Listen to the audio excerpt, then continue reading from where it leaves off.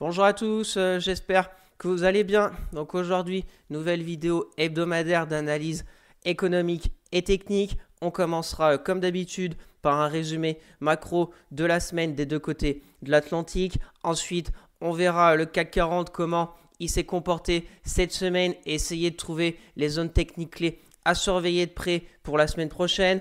Après, on verra mes trades court terme en toute transparence avec pas mal de changements cette semaine. J'ai toujours le BX4, Neuron, Trigano, Veolia, Biomérieux, Eramet, Safran, SPI. J'ai encaissé mes gains début de semaine. J'ai toujours Bouygues, Bureau Veritas et trois nouvelles entrées cette semaine, GTT, ID Logistique et Alstom. On verra mes plans de trading pour ces trois nouvelles sociétés. Et on terminera comme d'habitude par quelques sociétés qui techniquement me semblent intéressantes à surveiller de près. Imerys, Renault, pour faire un point par rapport à la dernière vidéo du week-end dernier où je vous en avais déjà parlé. Et on verra FDJ, Airbus, Bonduel et Sartorius. Donc n'hésitez pas à vous abonner à la chaîne, à partager la vidéo, à me lâcher un maximum de likes, ça me ferait très plaisir. Si vous avez des questions, des remarques ou si vous voulez un avis sur une société en particulier, mettez-moi tout ça en commentaire, je serai ravi d'échanger avec vous. Je vous rappelle mon Twitter où je fais le suivi de mes analyses techniques, de mes trades court terme, etc. Le lien est dans la description. Pour suivre mon PEA court terme et long terme à dividendes sur Morning, le lien est aussi dans la description. Bien sûr, je ne suis pas un conseiller financier. Mon avis dans cette vidéo ne représente pas un conseil d'investissement. Elle est juste réalisée à but pédagogique. Chaque investisseur aura sa propre stratégie. Investir en bourse représente un risque. Vous êtes le seul responsable de vos achats et ventes d'actions. Allez, c'est parti. On va commencer avec les statistiques économiques de la zone euro de cette semaine. Donc, on a eu en début de semaine la production industrielle en Allemagne. Plutôt une bonne nouvelle qui est ressortie à 2%. Les prévisions étaient à 1,6% et le mois dernier à moins 1,5%. Donc, on voit quand même du mieux au niveau de l'Allemagne. On en a déjà parlé que l'Allemagne, l'année 2024, était catastrophique, récession et que je pensais qu'on allait être sur un point un peu bas au niveau de l'économie allemande. Et en plus, on a eu la semaine dernière les discussions pour le plan de relance de plusieurs milliards d'euros au niveau de l'Allemagne. Et cette semaine, fin de semaine, plutôt une bonne nouvelle parce que fallait se mettre d'accord avec tous les partis. Il y avait le parti écologique qui émettait des doutes. Et là, il devrait être pour. Donc, le plan devrait être adopté dans les semaines à venir. Donc, ça pourrait redynamiser bien évidemment l'Allemagne et tout le secteur de la zone euro avec bien évidemment on pense aux entreprises françaises et bien évidemment au CAC 40. Donc à suivre de près cette relance à coup de milliards de l'Allemagne. C'est plutôt je pense une bonne nouvelle pour cette zone euro et surtout que l'Allemagne avec son faible endettement, a la possibilité de faire ce plan de relance. Donc, va falloir suivre si ça porte ses fruits ou pas sur cette année 2025. On verra après, comme d'habitude, les petits graphiques au niveau des obligations françaises et allemandes. Où est-ce que ça en est au niveau du spread et bien évidemment des taux. On a eu aussi l'inflation au niveau de l'Allemagne et de la France. Donc, pas de comme le consensus au niveau de l'Allemagne 2,3 comme prévu. Voilà, ça ne baisse plus trop, mais ça ne augmente pas. La France, plutôt aussi une bonne nouvelle, 0%, voilà, 0,1 au niveau du mensuel France février. Donc, j'ai envie de dire plutôt des bonnes nouvelles dans cette zone euro. Maintenant, attention, je vous ai mis le calendrier pour les notations de la dette souveraine de la France. Je tourne la vidéo le 14 mars. Donc, on verra ce soir et quand vous allez voir la vidéo, est-ce qu'on aura été dégradé ou pas par Fitch. Et surtout, bien évidemment, la réaction des marchés obligataires lundi. Est-ce que si on est dégradé, c'était pricé ou pas? Est-ce que les taux 10 ans français vont encore augmenter? Ils sont déjà sur des niveaux très élevés. On a parlé du week-end dernier, bien évidemment, de l'effort de guerre avec le discours d'Emmanuel Macron. Va falloir encore trouver de l'argent, sauf que nous, contrairement à l'Allemagne, on a déjà un taux d'endettement qui explose. Donc voilà, c'est pour ça que les taux risquent encore de s'envoler. Et bien évidemment, c'est pas une bonne nouvelle pour l'économie française, parce que ce qui dit taux élevé dit pour l'immobilier, etc., des taux qui vont toujours être élevés. Donc attention quand même en France. Maintenant, on a quand même l'inflation plutôt faible, donc on va dire c'est plutôt une bonne chose. On va suivre de près, comme chaque week-end, les taux français. Et si on a un impact sur le marché du CAC 40, si les taux commençaient à vraiment se tendre, et encore plus si un spread commence aussi à encore s'élargir avec l'Allemagne, ça serait vraiment très mauvais, parce que les Allemands, leur taux monte, c'est plutôt normal avec ce plan de relance qu'il va falloir financer. Mais si nous, quand on n'a pas vraiment de plan de relance, mais on a cet effort de guerre, qu'on ne sait même pas comment ça va se passer et tout, donc on verra la suite. Voilà au niveau de la zone euro. La semaine prochaine, on aura aussi des rendez-vous comme l'inflation globale de la zone euro, donc on suivra ça de près et on en reparlera le week-end prochain. Donc on va maintenant traverser l'Atlantique pour aller du côté des États-Unis. On a eu début de semaine aussi des statistiques au niveau de l'inflation.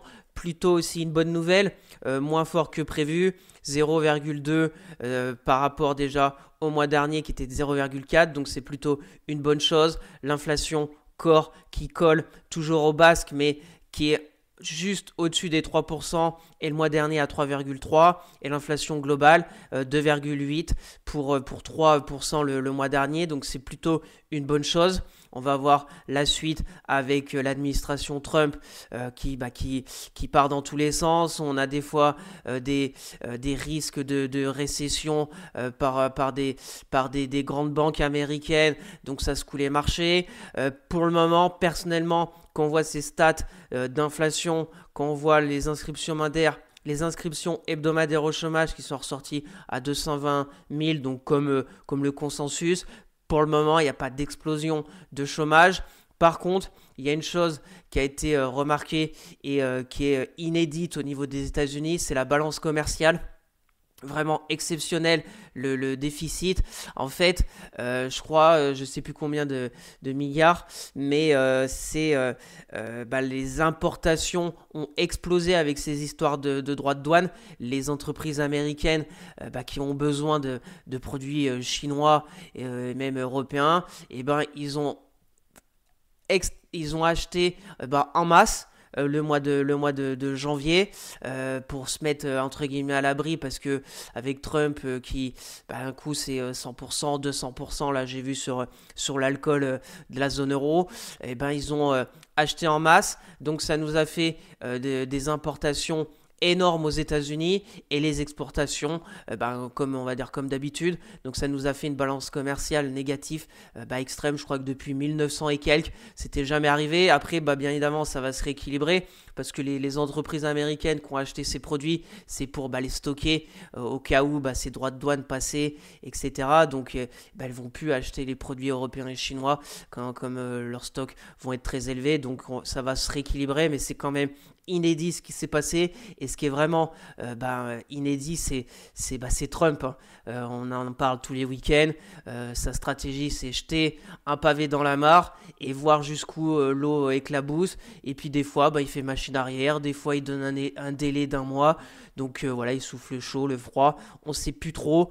Personnellement, j'arrive même plus à suivre ces histoires de droits de douane. Donc j'ai vu les 200% pour les spiritueux, le champagne européen. Donc Pernod Ricard un peu dérouillé, Rémy Cointreau aussi, sauf qu'on ne sait pas quand. Il y a des histoires aussi avec le Canada. Il reparle du Groenland, etc. Donc il y a énormément d'actualités. Ça nous change de Biden, mais là il y a la géopolitique avec ce cessez-le-feu aussi avec l'Ukraine et la Russie. Donc est-ce que Poutine va accepter les conditions, etc. Donc il y a plein d'actualités chaudes. C'est pour ça aussi que les indices américains sont un peu en train de corriger, parce qu'ils ne savent pas, beaucoup d'incertitudes, c'est jamais très bon pour les marchés. On verra la suite. Est-ce que Trump va laisser les marchés américains s'enfoncer? Nous, on a vu que avec la zone euro qui commence à aller mieux, les plans de relance par-ci par-là, on arrive quand même à tenir. Et ce qui est vraiment aussi, je ne sais pas si c'est déjà arrivé, l'écart de performance depuis le début de l'année, on est sur, j'ai regardé 10% environ sur le CAC 40 et sur le S&P 500, moins 5. Donc on a 15% d'écart de performance entre les deux indices. Donc je ne sais pas depuis quand ça date, cet écart de performance, mais c'est vraiment un début d'année chaotique sur tous les plans économiques, géopolitiques. Plein de choses sont en train de se passer. Donc, pour conclure, rendez-vous très important la semaine prochaine parce qu'on aura le FOMC, la décision de la Fed, le discours de Jerome Powell.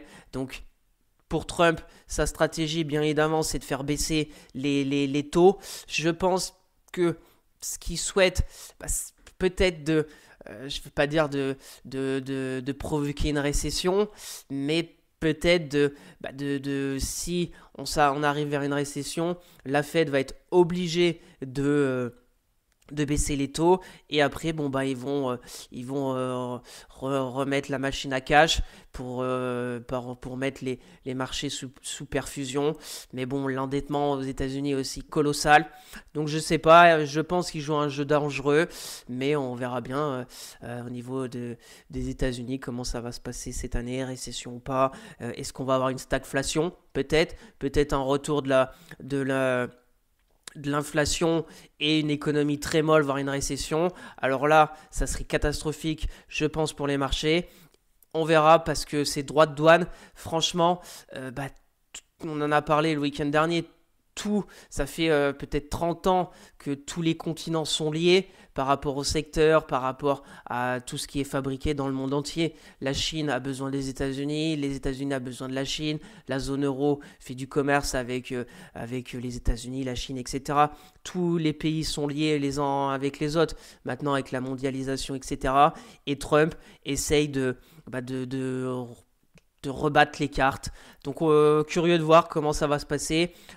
Au niveau des États-Unis, est-ce qu'on va avoir un impact aussi sur les entreprises françaises avec ces droits de douane? Pour le moment, on ne sait pas ce qui va être mis en vigueur. Il y a des choses qui je crois, attendent début avril. Et puis, de toute façon, tous les jours, il peut nous sortir une phrase avec une histoire de droit de douane pour X ou Y raison. Donc, à suivre de très près. Et c'est pour ça qu'il y a beaucoup de volatilité sur les marchés. Donc, prudence quand même dans l'ensemble. Et on suivra ça ensemble durant toute cette année. Donc on va passer rapidement au petit graphique que je vous analyse aussi tous les week-ends avec ces taux obligataires du 10 ans français qui au final pas bougé cette semaine. On voit la bougie hebdo. Ce qui est plutôt positif, ça s'est pas envolé. Mais ce qui est plutôt négatif, c'est qu'on n'a plus de respiration. On est bloqué sous une résistance à 3,58. Si on se met en ligne de clôture, on est sur des plus hauts depuis 2011. Donc voilà, pour moi, ça commence à être un petit peu dangereux. On a vu qu'il va y avoir la notation de Fitch. Est-ce que si elle dégrade et qu'on se retrouve à simple A, est-ce que ça va s'envoler ou pas? Et surtout, on va suivre, hein, parce que si on commence à aller vers les 3,8, voire les 4%, quand on voit la charge des intérêts de la dette de la France et qu'il faut chercher encore de l'argent pour cet effort de guerre, etc., ça va commencer à être, je pense, compliqué. On va voir aussi, surtout, l'enjeu, est-ce qu'il va y avoir un impact sur les marchés financiers? Je pense bien évidemment au CAC, aux entreprises, si les taux du 10 ans français s'envolent. Ce qui est sûr, c'est que ça ne sera pas bon pour l'immobilier. Et comme en France, l'immobilier est quand même essentiel, je pense, avec toutes ces entreprises qui travaillent dans ce domaine, on verra la suite. Au niveau des obligations 10 ans, on va rapidement voir pour l'Allemagne. Donc l'Allemagne, pareil. Par contre, l'Allemagne, on est que on est moins de 3%. Et en France, on est presque à 3,60. Voilà, l'Allemagne, il va y avoir un plan de relance. Donc pareil, la semaine dernière, envolée de plus 20%. Et cette semaine, stabilisation. Donc, j'ai envie de dire, c'est plutôt normal au niveau de l'Allemagne. Maintenant, on va rapidement voir le spread qui n'a pas sûrement beaucoup bougé. J'ai même pas regardé cette semaine. Mais hop, au vu, voilà. Donc même le spread, voilà, beaucoup de volatilité la semaine dernière. Là, on est au même endroit, 70 points de spread au niveau de l'Allemagne et de la France. Donc on est pour moi au niveau du spread sur des zones plutôt cohérentes. Mais suite à ce plan de relance de l'Allemagne et nous, qu'on n'a pas vraiment de plan de relance à part cet effort de guerre, mais ça va sûrement aller puiser encore sur les épargnants, etc. Mais bon, passons. On devrait encore baisser au niveau du spread. Pour le moment, ça se stabilise. On verra lundi et surtout le week-end prochain où en seront les taux français et allemands. Rapidement pour les taux américains, bon bah pas de changement, rien à signaler au même endroit que la semaine dernière. Voilà, on va voir aussi, ça va être important avec le discours de Jerome Powell pour voir ses prévisions économiques des États-Unis. Ça va bien évidemment avoir un rôle sur les taux. Si une récession est pricée, eh bien les taux vont fortement baisser. On va suivre la suite des événements. Le baril de pétrole, toujours sur son support, très très très limite. Pour moi, les 70, si on se met en ligne de clôture, on est en dessous. Si on voit un peu les mèches, etc., on est vraiment limite. Le week-end dernier, je vous avais parlé de cette bougie rouge. Si on allait réintégrer les 71, on n'est pas loin. Donc on va encore lui laisser une semaine pour ce baril de pétrole. Mais après, on pourrait aller à 65 dollars le baril. Pareil, vous savez mon avis sur cette histoire de pétrole. Trump essaye de le faire, je pense, baisser, comme le dollar. Le dollar qu'on verra tout de suite après, Trump essaye de le faire baisser pour l'inflation. Avec un baril de pétrole plutôt faible, ça serait plutôt bon pour sa stratégie. Et un dollar plutôt faible, pareil. On verra la suite au niveau de ce baril de pétrole. Et l'euro-dollar, pareil, n'a pas trop bougé. On voit en hebdo, voilà, on a fait cet envolé la semaine dernière. C'est pareil, si les marchés price une récession aux États-Unis et avec le plan de relance de la zone euro, l'euro s'envole. On va suivre, on va voir la suite.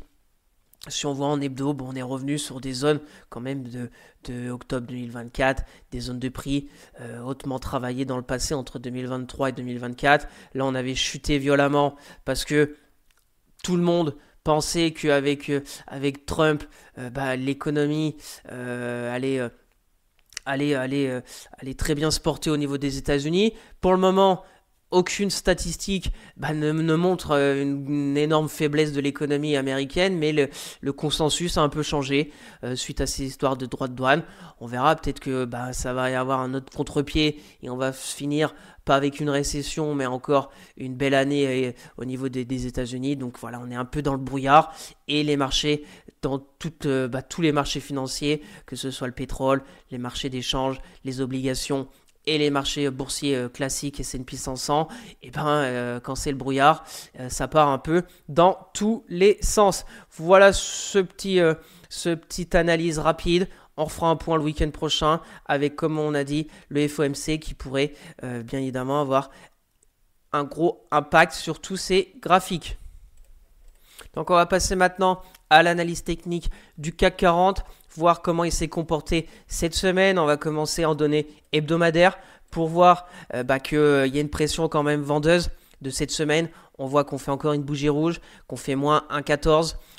Mais on fait aussi une mèche basse et on avait vu la zone qu'on avait identifiée le week-end dernier à 8040. Si on se met en ligne de clôture, on est pile, on n'est pas très loin, on est à 8028. Donc on va juste la mettre ici pour être plus précis. Mais dans l'idée, pour le moment, vu l'état des marchés américains, le CAC se comporte très très très bien. Voilà, moins 1% quand on a les indices américains qui partent violemment à la baisse. C'est vraiment pas mal. Maintenant, il y a de la pression vendeuse avec ce grand corps de bougies rouges en hebdomadaire. On est revenu taper la moyenne mobile 10 hebdo et on a fait un rebond vendredi. Pour conclure sur l'hebdo, tant qu'on tient les 8028, c'est toujours très positif. S'il y a beaucoup de pression vendeuse, surtout aux États-Unis, je pense que le CAC ne pourra pas retenir tout ça. Et la prochaine zone, pour moi, c'est 7800 points en données hebdomadaires, où là, c'est vraiment une très très grosse zone de polarité. On a vu que quand on l'avait cassé la semaine du 10 juin, suite, on se rappelle, de cette dissolution de l'Assemblée nationale, et il a fallu au CAC pour repasser au-dessus des 7008 le 20 janvier. Donc il a fallu plus de 6 mois. Donc elle était support, donc on a cassé, résistance le 23 septembre et on a recassé la résistance ici. On a même fait un pullback pour repartir. Donc la très grosse zone en données hebdomadaires, ça c'est les 7008. Est-ce que le CAC va y aller dans peut-être 2 semaines ou peut-être plus tard? Il peut latéraliser entre 8000 et 8300. Voilà, on va voir. Pour conclure sur le hebdo, plutôt positif, même si on a toujours quand même de la pression vendeuse au niveau du CAC 40. Donc affaire à suivre, toutes les moyennes mobiles sont plutôt bien orientées, la 10, la 20, la 50 et bien évidemment la 200. Le RSI est plutôt très positif, on n'était même pas entré en zone de surachat, on est revenu mais on est encore loin de la zone de neutralité des 50. Donc c'est plutôt, j'ai envie de dire, pas mal du tout au niveau du CAC 40. On va le voir en données journalières.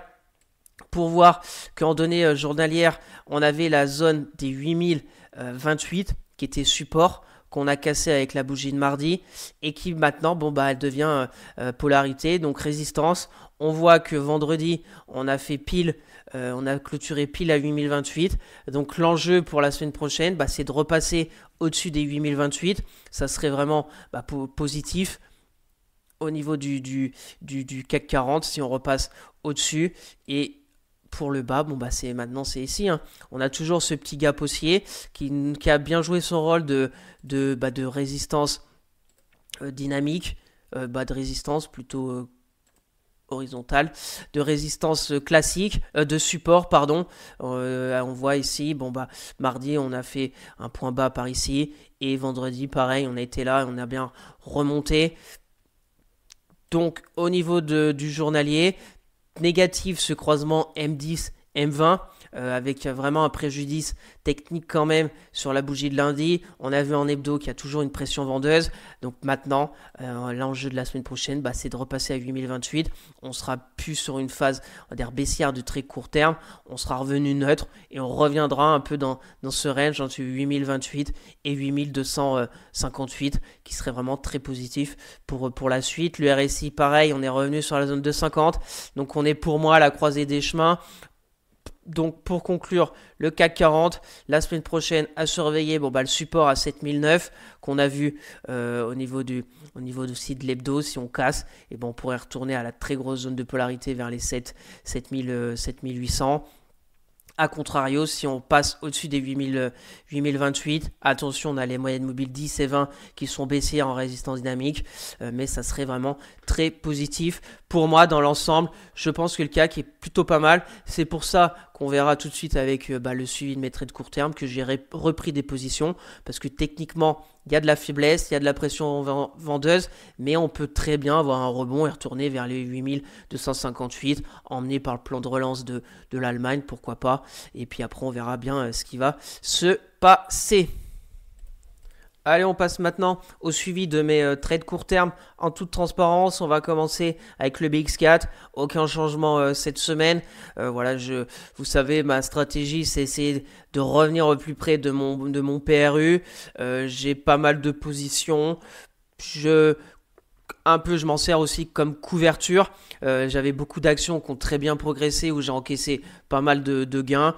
Maintenant, si le CAC a beaucoup de faiblesses et se fait emmener aussi par le marché américain pour X ou Y raison, pourquoi pas reprendre encore pour faire baisser mon PRU et sortir ce BX4. On en a parlé le week-end dernier. Pour les personnes intéressé, c'est toujours la même chose. Tous les week-ends, je vous dis, mettez un stop sur les plus hauts du CAC 40, soit les plus hauts bas ici du BX4, et puis essayez d'accompagner. Peut-être que vous avez joué, c'est encore la baisse cette semaine. Soit vous encaissez, soit vous avez une vision sur une baisse un peu plus prononcée du CAC 40 sur quelques semaines, voire quelques mois, je n'en sais rien. mais vous essayez d'avoir un plan de trading avec le BX4 et vous pouvez aussi vous en servir comme couverture. Donc moi je ne touche rien, je laisse faire, on verra bien la suite des événements. On continue avec Neuron. Donc Neuron, plutôt une bonne semaine, surtout sur la fin de semaine. Lundi, on était ici. Mardi très moche, la bougie, moins 5%. Et on est revenu pile poil sur la zone de polarité. J'ai hésité à vendre.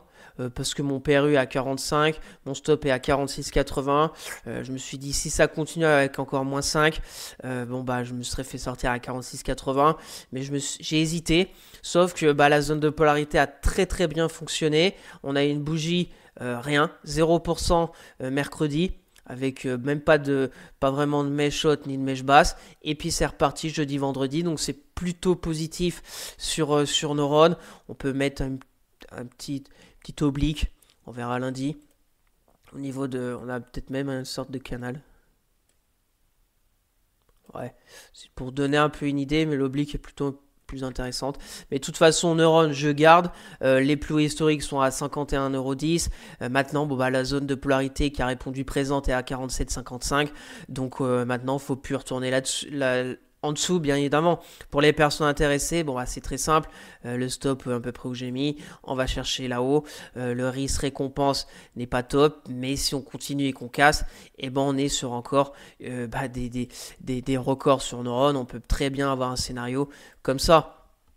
Maintenant, c'est à vous de voir. Moi, je suis dans le train. J'ai deux positions plutôt pas mal. Mon PRU à 45, donc maintenant j'accompagne. J'aurais pu tenter un achat à 48, mais comme je suis quand même pas mal exposé sur Neuron et que je suis en gain, autant patienter et accompagner la hausse parce que ça peut très bien repartir avec Trump qui nous annonce quelque chose ce week-end ou lundi et on repart et on recasse tout. Donc c'est pour ça, il faut être quand même prudent, même si techniquement il y a des choses pas mal. S'il y a un accord avec Poutine ou si Poutine rejette le cessez-le-feu, ça peut aller dans tous les sens. La technique, c'est très intéressant, l'analyse technique, quand les marchés sont plutôt calmes, qu'il n'y a pas entre guillemets Trump qui souffle le chaud et le froid. Là, des fois, ça suit bien sur des zones, mais si d'un seul coup, Trump, comme on a vu avec les spiritueux de 100%, on peut très bien être sur un très gros support avec Pernod Ricard ou Rémi Cointreau, c'est obligé que ça baisse. Donc voilà, Neuron, pour conclure, on laisse, j'accompagne et on verra la suite et on fera un point le week-end prochain. RSI très positif, on est revenu aussi sur les 50 pour repartir et en retracement de Fibo. On a fait à peu près 50%, donc c'est très positif pour une reprise de la tendance haussière sur Neuron. On continue avec Trigano. Donc Trigano, semaine négative. Pareil, on peut aussi tracer une sorte d'oblique là. On a pas mal de résistance et là on a, je pense, un canal. Voilà, très propre ce canal. Donc forme de canal. Si on remet la hausse, la hausse en retracement, on a fait combien là? Sur la hausse, on est à 61,8, donc on est vraiment à la limite. Je vous ai parlé de cette zone des 126 qui était support. Si on se met en ligne de clôture, on est très très limite sur Trigano. Je suis dedans. J'attends de voir ce qui se passe. Si on se met en hebdo, j'ai regardé, c'est pareil. En ligne de clôture, on est pile sur ma zone ici, un peu clé de polarité qu'il ne faut pas enfoncer. Donc on va voir, ça va être juste de paix le week-end prochain, quand on se reverra. Est-ce que Trigano aura sauvé les 126 pour revenir là-dedans? Ça sera plutôt positif. A contrario, si elle enfonce les 123, et peut-être direction les 115, il y aura la moyenne mobile 200. Donc quand même préjudice technique quand on sort de cette longue phase de latérisation par le haut. On peut revenir là et puis repartir. Mais si on est ici à 119, le scénario d'une reprise d'une belle hausse s'écarte et on retournera encore vers les 115 des zones de prix d'octobre 2024. Donc, affaire à suivre.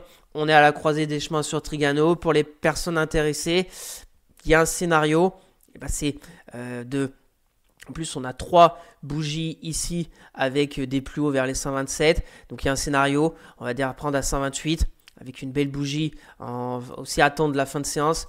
Là, la plupart du temps, j'attends les fins de séance parce que quand les marchés américains ouvrent et des fois avec un gap haussier et d'un seul coup ça repart à la baisse, et ben tout se passe des fois sur la dernière heure au niveau du CAC 40. Donc, je privilégie cette année plutôt des fins de séance, surtout qu'il y a eu changement d'heure et bah, que le marché américain ait une heure en plus avec le marché français.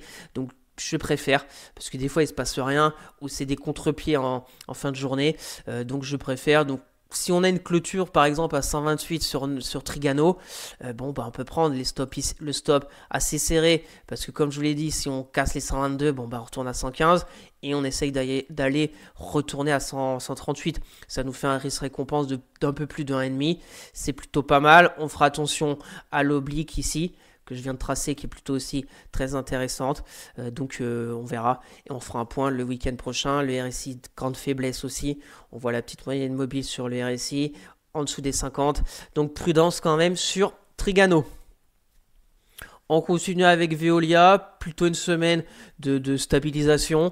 Lundi on fait une baisse, mais bon, mardi aussi une petite baisse, on se reprend vendredi. On a vu sur la zone de résistance qui est par ici, voilà, on peut la mettre un peu plus haute, mais pour moi elle est ici vers les 31. On va attendre, si on reste un peu collé par ici, et bon, on pourrait repasser par le haut de cette résistance, aller chercher la prochaine à 31,55. Pareil, Veolia, j'ai 2 positions. Mon PRU est à 29,80. Bon, bah, je laisse faire, j'accompagne au niveau de Veolia. Pour les personnes intéressées, bon, bah, on est sous résistance. Il n'y a pas grand chose à faire. Prendre position ici, on est très près de l'autre zone de résistance. Le risque récompense n'est pas top.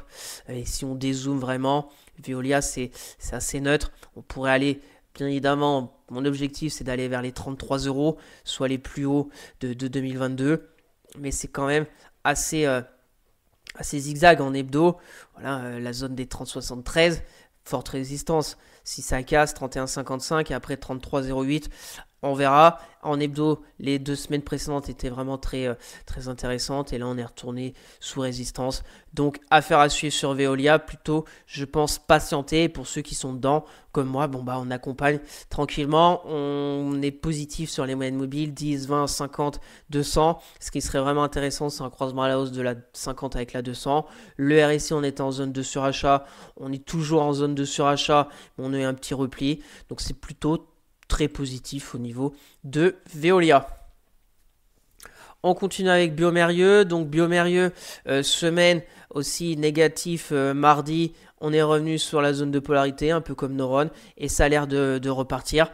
Donc c'est plutôt très intéressant aussi cette phase de latéralisation. On a eu la hausse. Et puis bon, là j'avais repris position le mardi 11 février sur cette bougie. Voilà, ça zigzag. On ne sait pas si on va sortir par le haut ou par le bas. Personnellement, si on sort par le bas, j'ai un stop vers les 110. Je prendrai mes gains, soit à peu près 6-7%, toujours très positif. Et si on sort par le haut, ça sera encore mieux et on pourrait aller encore plus haut, 126,3. On a une zone ici en hebdo sur des niveaux de décembre 2021. Donc, affaire à suivre pour les personnes intéressées par Biomérieux. On est au milieu du range. Donc, soit ceux qui ont payé ici jeudi, plutôt positif. Pareil, mettre un stop à 110. Problème ici à 114. Soit on joue le franchissement de la résistance. Mais déjà là, pas sûr qu'elle franchisse. Donc, le risque récompense n'est pas bon. Après, si elle franchit, on peut aussi couper la poire en deux. On prend une petite position ici, en espérant qu'elle franchit. Et si on franchit 117, reprendre la deuxième position, aller chercher là-haut. Le PRU sera à peu près ici. Et le risque récompense sera excellent. On va suivre. On verra ça ensemble durant le week-end prochain. Et sur Twitter, si je me fais sortir vers les 110 €. On passe à Eramet maintenant. Pareil, semaine de consolidation après l'énorme bougie de jeudi. Avec jeudi, on avait fait 13%. On est revenu pile poil sur la zone de polarité. Voilà, on est pile poil à 58. On n'arrive plus vraiment à retrouver des acheteurs. On voit quand même que jeudi, on fait une méchote. Vendredi, on est dessus, mais il n'y a pas vraiment d'acheteurs. Si on se met une de clôture, on est pile poil, on a la moyenne mobile 10. Et je pense que si on se met en 4 heures, on a ici un beau aussi canal baissier. Voilà, en 4 heures, on a même un triangle, très beau triangle. On voit, pour le moment, on se stabilise. On voit très bien en 4 heures les grosses bougies. Et là, depuis 2 jours, depuis mercredi, on voit des toutes petites bougies et on voit qu'on tient les 58. Donc c'est plutôt positif. Et ce qui serait bien évidemment encore plus positif, c'est d'avoir une clôture au-dessus des plus hauts de la veille. Ça veut dire au-dessus des 59 pour repartir sur Eramet. On va suivre. Elle peut aussi revenir un peu plus bas si on remet les retracements de Fibo du démarrage de l'impulsion. On est à 38, si on revient ici à 57 vers les 50, j'ai envie de dire pas de danger. Par contre, si on vient ici invalider ces plus 13% de jeudi, ça commencera à sentir un moins bon pour Eramet. Pour Eramet, vous savez ma stratégie, c'est plutôt du moyen terme sur une action matières premières, etc. Mon PRU à 62. Ma stratégie moyen terme, c'est plutôt sur de l'hebdo. On est pour moi sur un bas de cycle, d'une reprise peut-être d'Eramet, et on voit que c'est très cyclique. Elle peut nous faire des envolées comme des baisses spectaculaires. Voilà, on voit un hebdo, c'est les montagnes russes. On va suivre tous les week-ends. Pour les personnes intéressées, on est vraiment sur un point. Si vous pensez qu'Eramet va aller combler ce gap, c'est déjà mon premier objectif à la 66. Et là, c'est comme on a dit, une clôture au-dessus des plus hauts de vendredi et de jeudi. En plus, on est presque même 59-70. On met un stop assez bas. Après, c'est à vous de voir, bien évidemment. On peut mettre ici, si on fait les 50, et puis on va chercher le comblement de ce gap. Récompense environ 2,2. Tout à fait acceptable. Après, grosse résistance à 66, moyenne mobile 200 journalière. On n'est pas encore là, mais ce qui est sûr, c'est qu'on est pile poil sur la zone de polarité, pile sur la moyenne mobile 10. On a les moyennes mobiles en dessous des cours, sauf la 200. C'est plutôt pas mal. Maintenant, il faut que la semaine prochaine, qu'on se reverra le week-end prochain, qu'on soit à minimum au même niveau. Et au-dessus, ça serait très positif. Si on est à 56, très négatif. Et ici, on est revenu aussi sur la zone de neutralité. Donc maintenant, il faut vraiment repartir début de semaine prochaine sur Eramet. On continue, Safran. Donc Safran, j'avais mis un stop à 247, sauf qu'il n'a pas été déclenché parce que sur les stops que je vous mets, ici c'est plutôt pour avoir un visuel. La plupart du temps, les stops, en fait, je les déclenche plutôt manuellement ou comme je l'ai dit en fin de séance. Safran, j'ai laissé un peu faire parce que d'une part, déjà, mon PRU est très éloigné à 210 et j'avais cette zone à 237. Je vais même enlever ici cette petite zone intermédiaire et je me suis dit peut-être ça peut repartir. Donc là, on est repassé au-dessus. Maintenant, pour mettre une zone, on va dire psychologique de stop, c'est en dessous.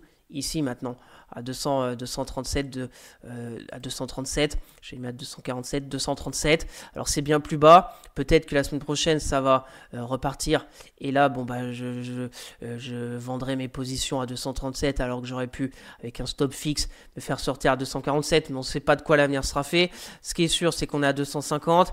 Maintenant, la résistance, on ne sait pas trop. On était jusque là-haut. C'est assez volatile. Si on se met en hebdo, si on se met en hebdo, ligne de clôture, on ne sait pas trop. Franchement, je ne sais pas trop pour la résistance ou la mettre. Est-ce qu'on a fait un excès haussier, on est revenu? On va laisser ici.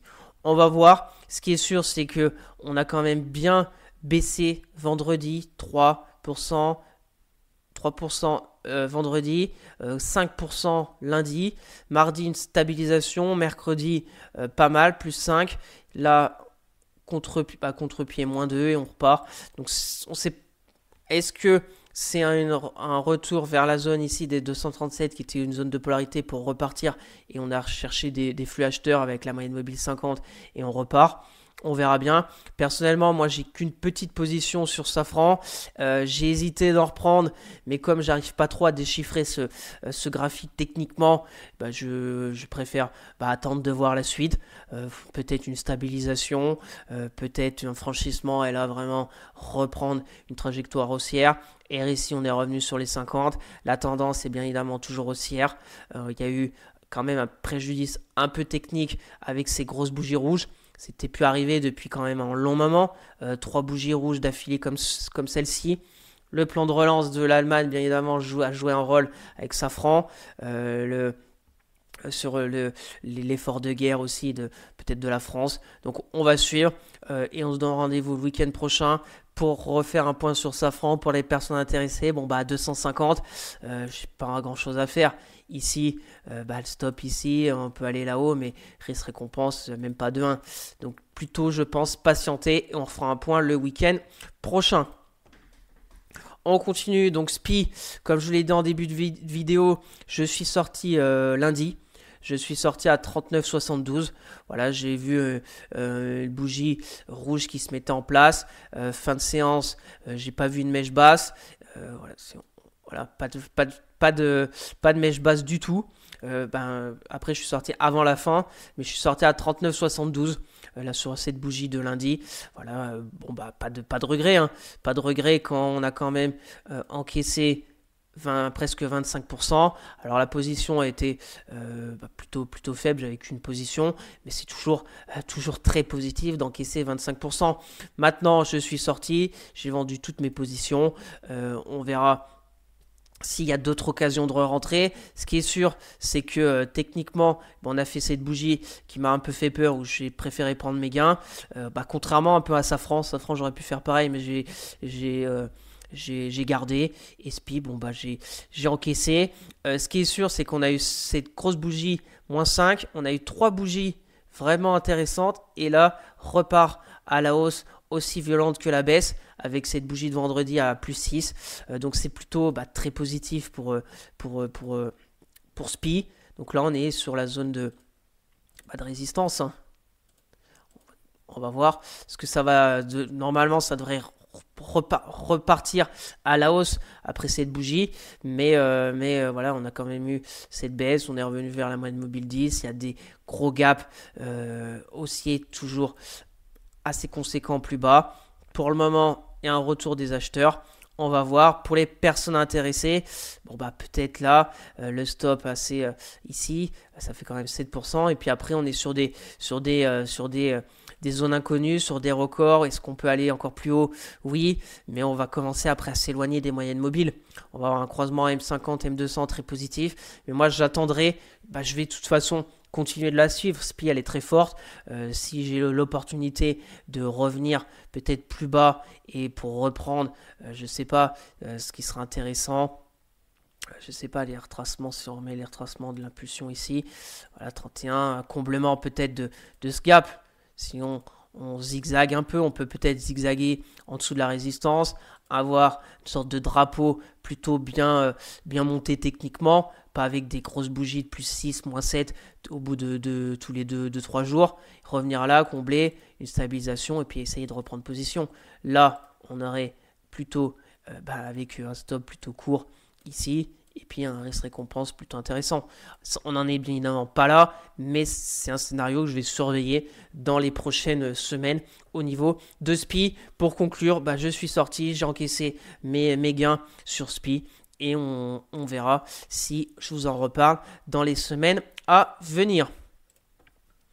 On continue avec Bouygues, donc Bouygues plutôt pas mal aussi cette semaine, un peu comme SPI, moins, on va dire moins volatile, mais on a eu aussi des bougies rouges début de vendredi déjà, lundi aussi, on a eu 3 bougies, rien, pas bougé, et vendredi reprise de la hausse, donc c'est plutôt pas mal. J'ai hésité pour en reprendre vendredi, mais voilà, j'ai une position, je suis plutôt pas bien, j'ai un stop à 34,46, d'en prendre ici. Le problème, bon, bah, on va revenir vers la résistance à 36,64. Je vise les 38,13. En plus, j'ai toujours cet oblique un peu de polarité qui était support qui pourrait revenir résistance vers les 38,13. Donc, c'est un peu mon objectif. Je ne fais rien. Après, bien évidemment, pour les personnes qui souhaitent rentrer du Bouygues sur cette phase haussière qui est plutôt intéressante, moyenne mobile 10 qui est en support dynamique. On colle les bandes de Bollinger supérieures. Donc, très intéressant. Et c'est comme ça, hein. Le stop par ici, on pourrait peut-être remonter le stop, mais je vais laisser un peu de marge quand même. Et après, c'est pareil, si vous pensez à aller à 38,13, 1,50 de risque-récompense. Après, c'est à vous de voir. On est quand même vraiment sur achat depuis le 11 février. Hein. Le RSI, là, on était vraiment extrême, 91 de RSI. Est-ce qu'on a replié pour mieux repartir? Peut-être, j'espère. Mais on pourrait très bien après revenir plus bas, aller combler ce gap. Donc, ma stratégie, j'accompagne. Je vais suivre. Si je me fais sortir à 34,50, j'encaisserai 8%. Toujours bon à prendre, 8%.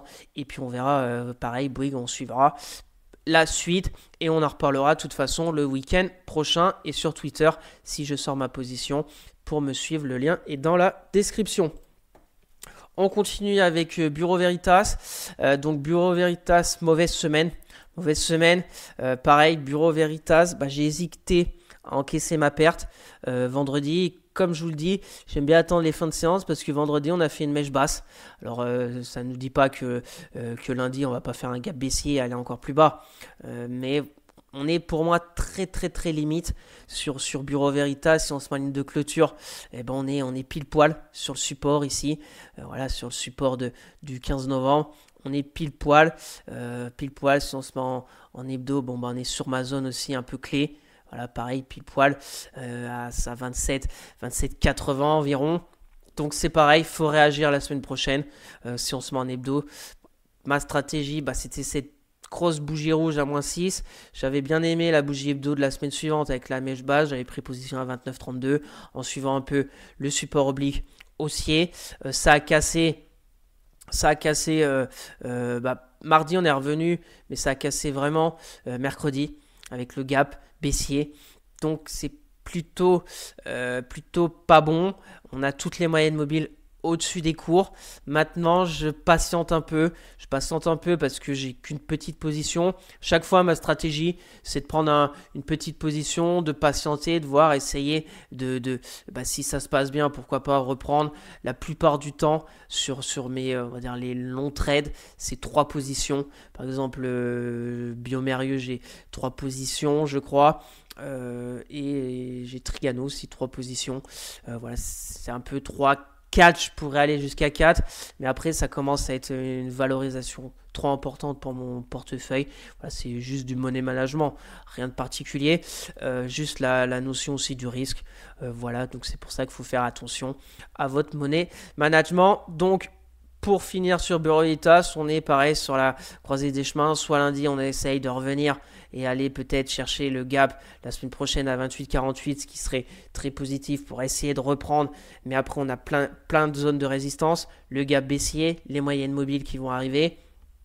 Et à contrario, si ça casse, on a un gap ici, on a la zone à 26,68 et comblement du gap.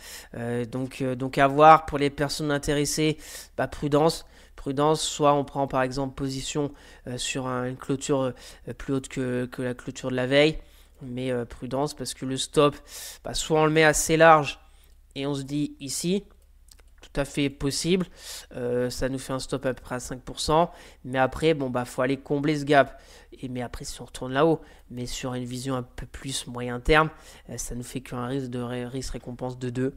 On va voir la suite au niveau de Bureau Veritas. Pour conclure, mauvaise semaine, mais on va voir si la semaine prochaine elle répond ou pas, et on se donne rendez-vous aussi le week-end prochain pour refaire un point sur cette société. Et on va voir GTT, position prise jeudi. Voilà, je vous en avais parlé le week-end dernier. J'avais vu la zone ici de polarité à 143. Lundi, on a cassé cette zone de support. Ce que j'ai bien aimé, c'est cette toupie un peu sur le gap. Et, mercredi, on invalide un peu la bougie de lundi. Et jeudi, on fait un peu du surplace. J'ai pris position 143,8 mon PRU. Vendredi, on fait pas grand chose non plus. On tient. Si je vais juste mettre, je pense qu'on a aussi une résistance ici. Ouais, on voit en 4 heures, stabilisation. On va voir si ça tient ou pas.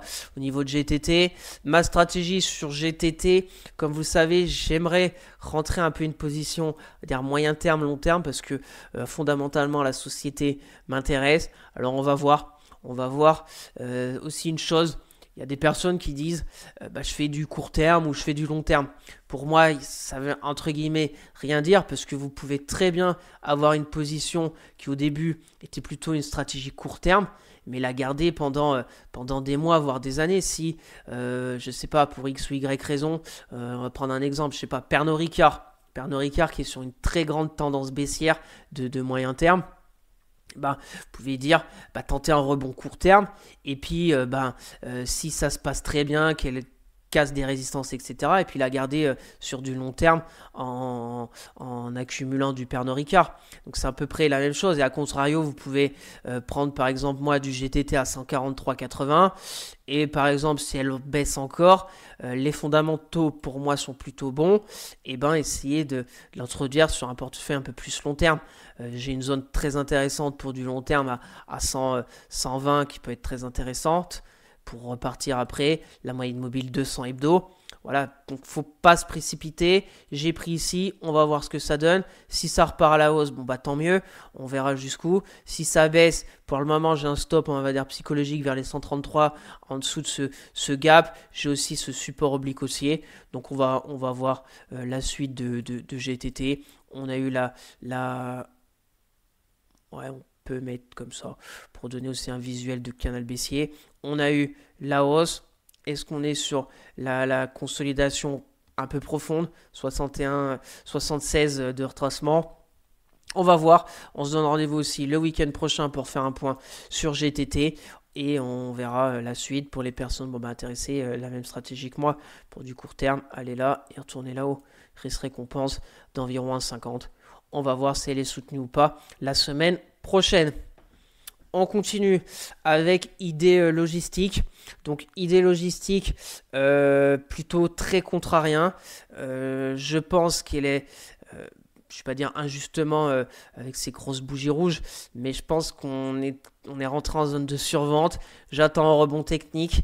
Je suis rentré jeudi à 369 €. Jeudi, elle a continué. Elle a vraiment baissé. Vendredi, rebond, mais pas exceptionnel. Plus 1,25 avec cette baisse. On va voir la suite. 369. Pour moi, il y avait ici un support à 368 qui a été enfoncé. Donc c'est quand même pas top. On va voir la suite. Si on se met en ligne de clôture en hebdo, on est encore à la limite. On a 365, c'est 368. Voilà, comme je vous l'ai dit, les supports, les résistances, etc. C'est pas au centime près, mais c'est quand même pas très bon. On sauve entre guillemets les meubles vendredi parce que si on avait une bougie rouge, on aurait été sur la prochaine zone de support qui est pour moi à 352 €. C'est pour ça que j'ai mis un stop à 349. On va voir, c'est contrarien. C'est bien évidemment pas une tendance court terme haussière. Le stop est à peu près à 5%. Ma stratégie, c'est essayer de rebondir. Premier temps, il y aura ici. Et surtout, aller ici, ça serait vraiment top. En fait, si on dézoome, c'est le range. On a baissé, on a remonté là. On a fait une sorte de baisse plutôt bien ordonnée. Un beau canal haussier. Là, on avait cassé la résistance, c'était prometteur, sauf qu'il y a eu les résultats, je crois, qui ont été mal accueillis il y a quelques jours. Et pour le moment, c'est des ventes. Donc, essayez pour refaire ce schéma qui est plutôt neutre depuis août 2024. On va voir si ça repart ou pas. Je tente, c'est contrariant. J'ai mon money management en place. Si ça marche, tant mieux. Si ça ne marche pas, bah, je prendrai ma perte. Rien de particulier d'autre à dire. On tente et puis on verra bien la suite au niveau d'idées logistiques. Donc, contrariant, baissière, toutes les moyennes mobiles au-dessus des cours. On va déjà voir si on a un rebond technique ou pas, et plus si affinité au niveau de la suite d'idées logistiques. Rendez-vous la semaine prochaine pour voir peut-être que à 349, j'aurai pris ma perte de 5%, et on ira voir ailleurs, ou à contrario, un rebond sur idées logistiques. Et on va finir avec Alstom. Donc Alstom, un peu comme Neuron, on a vu quoi, Neuron et Bouygues, je crois qu'il y a eu un peu cette baisse début de semaine. Là, vendredi, on voit bougie rouge. Lundi, pareil. Et 3 jours, on s'est stabilisé pile sur la zone de polarité des 22,74. Donc j'ai regardé ce qu'allait se passer. Et vendredi, elle a bien débuté la journée. J'ai pris position à 23,50. Et puis elle a bien fini la journée à 23,88. Donc c'est plutôt intéressant. Donc voilà, c'est la zone de polarité. Si on met les retracements de Fibo de l'impulsion qui a à peu près commencé ici, on a fait un 50, 61,8 environ avec les mèches.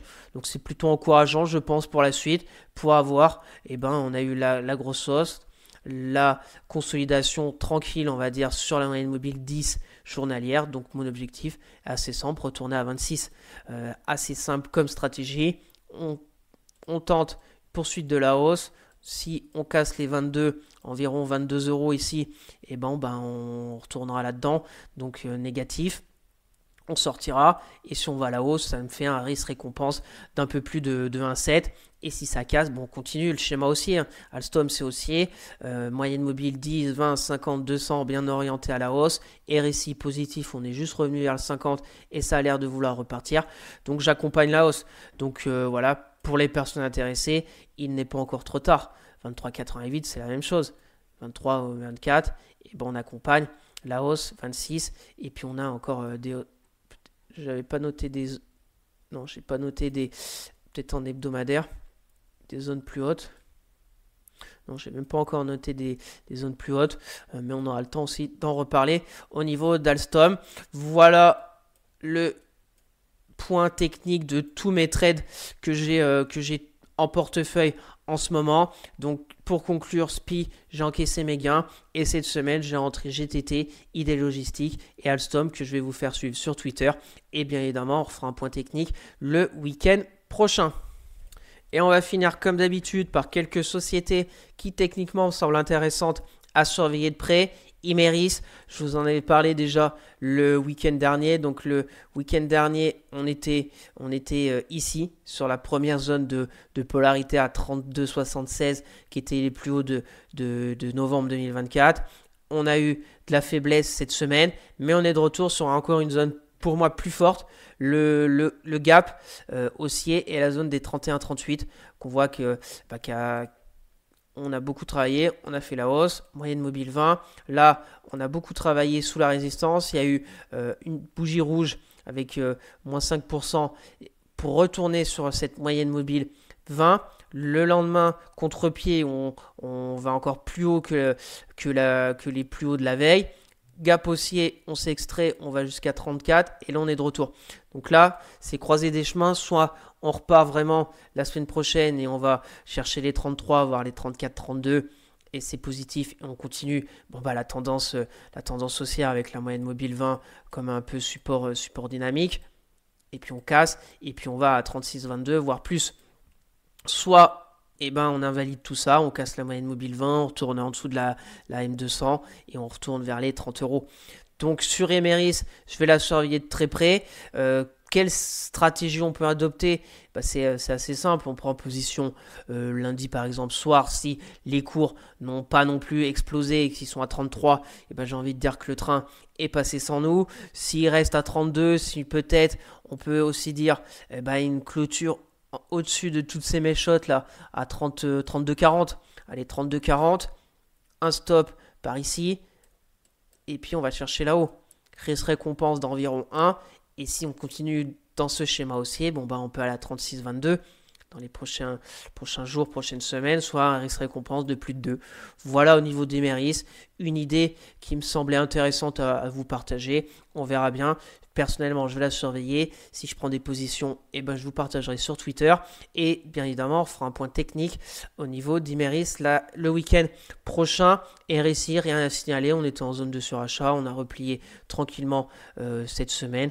Maintenant, il faut continuer avec cette belle bougie, je trouve, vendredi sur Imeris.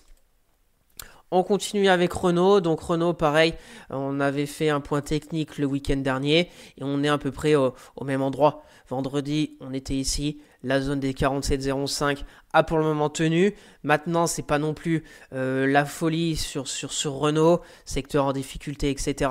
J'ai toujours cette résistance oblique baissière sur ce smiley de clôture, elle est très claire.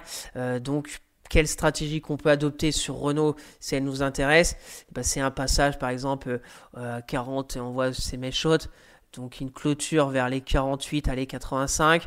Le stop, soit on le met large et on se dit que Renault peut continuer la hausse et on met le gap, on met le stop sous à peu près la moyenne mobile 200 qui était vraiment une résistance dynamique qu'on a franchi cette résistance avec un gap d'éjection sur la bougie d'ici du 18 décembre et que depuis, on est au-dessus, donc c'est plutôt positif.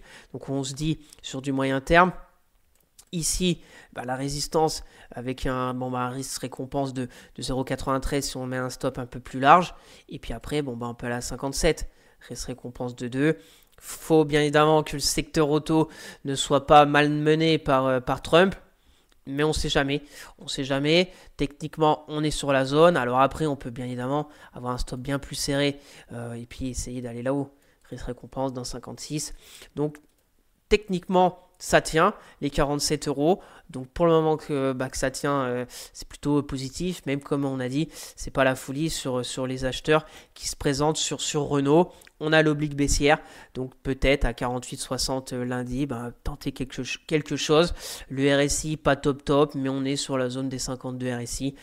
Donc j'avais aussi envie d'encore vous la présenter techniquement au niveau de Renault. Affaire à suivre. On va continuer avec FDJ. Donc FDJ dégringolade suite à ses résultats et un peu à son changement de nom. Maintenant c'est FDJ United là. Voilà, donc exemple aussi sur FDJ, j'avais pris position que ça avait mal tourné. Vous vous en souvenez, le week-end dernier sur cette bougie, je m'étais fait sortir avec un stop. Donc là, ça m'a entre guillemets servi. Je crois que j'ai perdu 3 ou 4% parce que je crois que mon PRU était par ici à 37. Je suis sorti par ici, 3-4 à 35.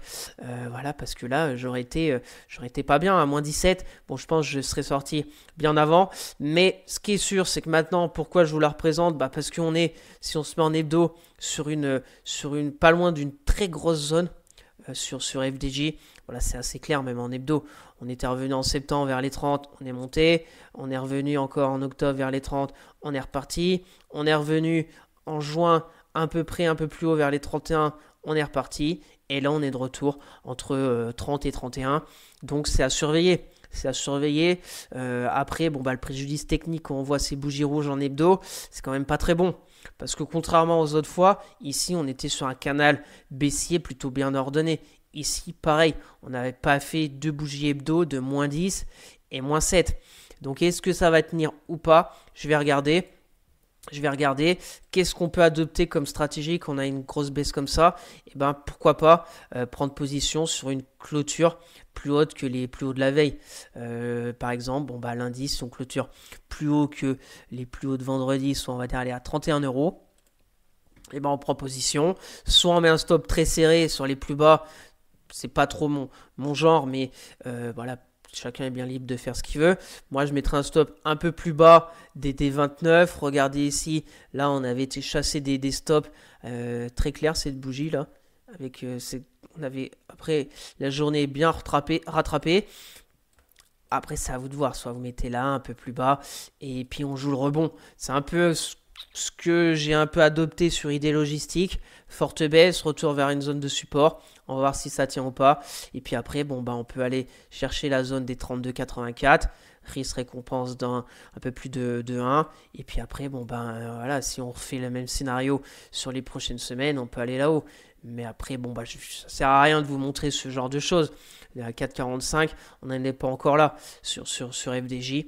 Mais peut-être à surveiller. Je vais voir ce qui se passe durant les prochains jours. RSI, on est vraiment en zone de survente.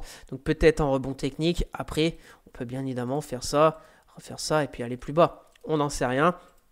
Ce qui est sûr, c'est qu'on est vers une grosse zone de support entre les 30-31. Donc c'est pour ça que je vous la partage. On continue avec Airbus. Donc Airbus, je vous la montre parce qu'on est revenu aussi sur une zone de polarité. Par contre, quand j'ai cherché vendredi matin, Airbus a clôturé vendredi soir à 169,20. Donc j'ai envie de dire que le train est parti. Maintenant, on va voir. On est pour moi entre la résistance des 174, le support des 160. Pas grand chose à faire dans l'immédiat. Prendre position pas, mais si on refait encore un zigzag, revenir par exemple là, et puis dans une semaine et demie, revenir un peu vers 160, et là, ça serait intéressant. Ça serait intéressant de regarder Airbus, c'est qu'on sera sur une phase un peu comme ici, de latéralisation, un peu plus large, bien évidemment, un peu plus volatile, mais à voir. Pardon. Donc voilà, au niveau d'Airbus, 169,20, pas l'idéal pour rentrer en position. C'était soit dans la journée de jeudi, mais c'était une bougie rouge, mais on n'était pas loin de la polarité, ou soit en début de journée de vendredi sur la belle hausse de 4% au niveau d'Airbus. Après, techniquement, c'est haussier. On a fait à peu près la même chose ici. On est revenu, on est reparti assez vite. On va voir ce qui se passe. Le RSI, pareil, plutôt positif. On est revenu chercher la zone de neutralité des 50. Ça a l'air de vouloir partir. Donc je vais vous la faire suivre toute la semaine sur Twitter. On va voir si fin de semaine, elle arrive à revenir à casser sa résistance des 174 euros. Ou à contrario, repartir chercher les 160 euros. Donc affaire à suivre sur Airbus. On continue avec Bonduelle. Donc Bonduelle, je vous en parle pas souvent. Parce que déjà, c'est une petite capitalisation, mais c'est très très très baissier. En hebdo, voilà, en hebdo, Bonduelle, c'est sport, c'est vraiment catastrophique. Faut se rappeler qu'en hebdo, 2018, 2018, ça fait quand même ancien, mais c'est pas non plus 30 ans. Mais par exemple, 2022, elle était à 20 euros. Elle est à 7 euros. Donc, voilà, je vais pas vous dire la baisse, soit 65% de baisse. Donc c'est pour ça qu'il faut toujours être prudent. Quoi qu'il arrive sur n'importe quelle société, sur n'importe quel marché financier, il faut quand même être prudent. Parce que vous pouvez écouter sur Twitter, etc. Ouais, les marchés montent depuis 120 ans. Déjà, c'est les indices qui montent. Parce que les indices sont composés, entre guillemets, des meilleures actions. Regardez le CAC 40 il y a 20 ans et maintenant, c'est pas les mêmes sociétés. Il y a des sociétés qui ont disparu, il y a des sociétés où ça a très mal fini. Donc il faut quand même toujours être prudent. C'est pas parce que aujourd'hui, je sais pas, Airbus, voilà, qui est très très haussière, entre guillemets exceptionnelle, peut-être que dans 20 ans, elle n'existera plus. On ne sait rien du futur. Donc il faut toujours être prudent. Bonduelle, on a vu. Donc Bonduelle, maintenant qu'on a dit ça, on voit déjà en hebdo, c'est très positif. Pourquoi ? C'est très simple. Bonduelle, forte baisse. On a cassé la zone de support ici, on s'est stabilisé, et là on vient de casser en hebdomadaire les 7,27. Donc si ça, c'est un range de pas de distribution, de consolidation, d'accumulation, si c'est un range d'accumulation, en analyse technique, on met la hauteur du range et puis on projette, ça nous fait à peu près aller chercher les 8,37. On va se remettre en journalier, les 8,37. Donc voilà comme scénario, tout à fait envisageable sur Bonduelle. Maintenant, techniquement, on voit aussi même en journalier que c'est plutôt bien ordonné. On était sur le bas, ici à 6 euros. On a fait une impulsion haussière, retracement sur la M20, grosse bougie avec cette bougie de plus plus 12. On est revenu taper un peu la zone de polarité des 7,13 et puis c'est reparti. C'est reparti cette semaine, donc c'est très positif. Les moyennes mobiles qui peuvent être aussi encore très positifs, c'est le croisement M50, M200. On appelle la croix dorée. C'est plutôt très positif, sachant qu'en plus, bon duel depuis... là, on a eu un faux signal. Faux signal, voilà, ça arrive bien évidemment. Croisement M50, M200, sauf que c'est revenu tout de suite après la baisse. Et par contre, quand ça a croisé à la baisse, ça nous a fait une très très belle tendance baissière sur bon duel. Donc voilà, donc là, changement un peu de consensus avec ce croisement M50, M20, M200, donc ça nous ferait M10, M20, M50, M200, donc très positif. Donc maintenant, comment on peut procéder? C'est très simple. Là, vendredi, on a eu une petite respiration. Soit on prend par exemple lundi le stop en dessous de la zone de polarité par ici. Et puis on va chercher là-haut. L'eau, on a dit l'eau du range d'accumulation. Voilà, 1,6. On peut peut-être mettre un stop plus serré. Après, c'est juste une idée. Moi, je vous donne juste des idées sur des stratégies et sur des sociétés que je trouve techniquement intéressantes. Donc, bon duel. Voilà, à surveiller la semaine prochaine. Si on revient encore un peu par ici, peut-être. Mais si on revient trop près des 7,13, après, il ne faudra pas. On peut faire ça. Mais revenir ici, ça serait vraiment... Je pense pas top. Si la semaine prochaine on revient, j'ai juste envie. Voilà, on voit ici la polarité. Si on se met en 4 heures rapidement, voilà, on voit c'est plutôt bien construit. Là, on est sur la zone de polarité. On pourrait revenir à 7,35. Allez, 7,35 pour essayer 7,35. 7,30. Voilà, le risque récompensé encore meilleur, à peu près à 3 avec ce genre de scénario. Donc à voir, on va suivre, je vais vous la faire suivre sur Twitter la semaine prochaine.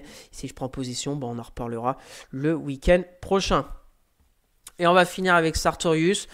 Donc Sartorius, je vous en ai parlé cette semaine dans mon suivi technique en données hebdomadaires de chaque semaine de 20 sociétés. Donc Sartorius, on a vu qu'on est sous forme un peu en hebdo de triangle. Voilà, on a une grosse résistance oblique baissière qui commence en 2022, un support oblique haussier qui s'est mis en place en juillet 2024 et pour le moment on suit et en ce moment on est sur le support oblique, on est sur la moyenne aussi mobile 200 journalière qui était résistance dynamique depuis l'énorme gap baissier là du 18 avril, moins 16%. On est revenu là, on a fait un faux passage et le lendemain on s'est fait invalider. Là, on a tenté, on n'a pas réussi. Et là, on a réussi début janvier. Et là, on est de retour dessus. Donc, on va voir. Là, c'est pareil, c'est assez simple. Si vous tentez Sartorius. En plus, on est revenu on va dire tranquillement sur la M200 et la bougie de mercredi est plutôt intéressante. On englobe presque 2 bougies et en plus jeudi, vendredi, on s'installe au-dessus de la moyenne mobile 10. Donc si on est plutôt précis, on a une sorte voilà on a même un canal, si on se met en 4 heures, je pense qu'on va le voir encore mieux, le canal baissier. Allez, rapidement. Voilà, on a le canal baissier et là on est sorti. Et en plus, si on se met en 4 heures, on voit qu'on se stabilise plutôt pas mal sur Sartorius. Donc là, c'est prendre position. C'est pareil, on a toutes les mèches ici. Donc aller à 196. Stop par ici, 7% pour aller chercher déjà l'oblique baissière. À peu près soit un risque récompense de 1 et pourquoi pas essayer de s'extraire un peu avec des mèches etc à 220 et puis bien évidemment l'énorme gap baissier là c'est un risque récompense de plus de 3 sur une vision plutôt moyen terme sur quelques semaines. Le RSI aussi c'est plutôt positif ce passage de la petite moyenne mobile. Maintenant on est toujours sur la zone de neutralité 50 au niveau du RSI.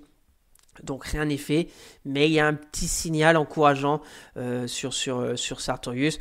Et ce qui est déjà sûr, c'est que le support oblique haussier tient pour le moment après cette bougie verte de mercredi. Pareil, je vais vous la faire suivre cette semaine sur Twitter et on en reparlera le week-end prochain si je prends des positions au niveau de Sartorius.